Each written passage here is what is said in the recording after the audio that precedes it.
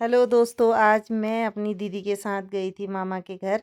रास्ते में आते समय दीदी ने बोला कि मैंने बकरियां पाल रखी हैं तो मैं थोड़ा सा घास काट लेती हूँ। तो दीदी तो घास काटने में लग गई और मैंने सोचा मैं थोड़ा सा दीदी की वीडियो बना देती हूँ। पर बहुत ही ख़तरनाक जगह में बैठ के घास काट रही थी और मैंने सारा वीडियो रिकॉर्ड किया। वड्डा का, दिगरा का, सारे रास्ते, पूरी हरियाली थी, अच्छी अच्छी घास हो रही थी और दीदी घास काट रही थी तो मैं रिकॉर्डिंग करने लगी। उसके बाद दीदी ने केले के पत्ते भी काटे क्योंकि बकरियां शायद केले के पत्ते भी खाती हैं।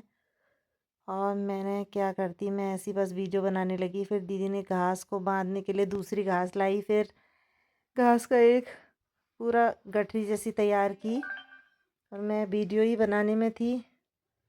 उसके बाद मैंने सोचा कि अब ये गठरी तैयार हो गई है तो शायद हम लोग आगे को बढ़ेंगे। पर दीदी कुछ कुछ बोलती जा रही थी, बता रही थी कि यहाँ पर ऐसा है, इधर ये है, इधर हमारे खेत है, उधर हमारा घास का एरिया है। फिर मुझे लगा कि अब हम शायद आगे बढ़ेंगे। फिर उनका मन नहीं माना तो वो थोड़ा और हरी घास देख के ललचाने लगी।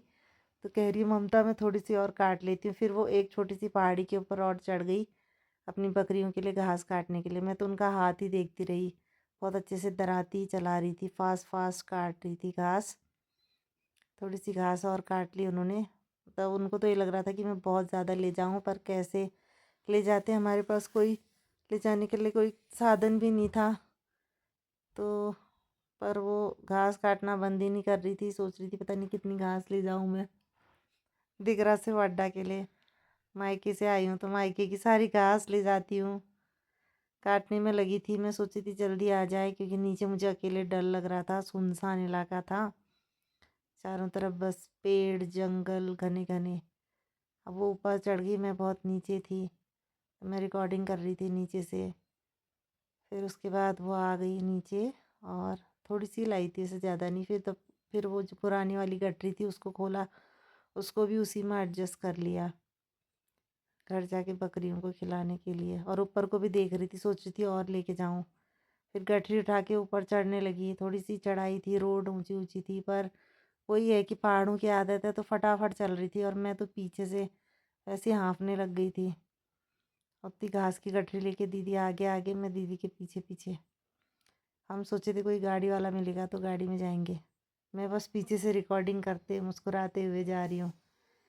उसके बाद दीदी ने बोला कि ममता मैं तुझे ऊपर से कोई व्यू दिखाती हूँ। तो वो मुझे ऊपर चढ़ाई में लेके जाने लगी। थोड़ी सी हाइट थी तो मैं ये सोच रही थी कि दीदी तो फटाफट चल रही है, पीछे आखिर ऐसा क्या होगा उसके ऊपर। तो उसने कहा तू ऊपर चढ़, मैं तुझे दिखाती हूँ। मैं सोच रही थी इसके पीछे कोई खाई वाई तो नहीं है। थोड़ा सा डर डर के जा रही थी पीछे से।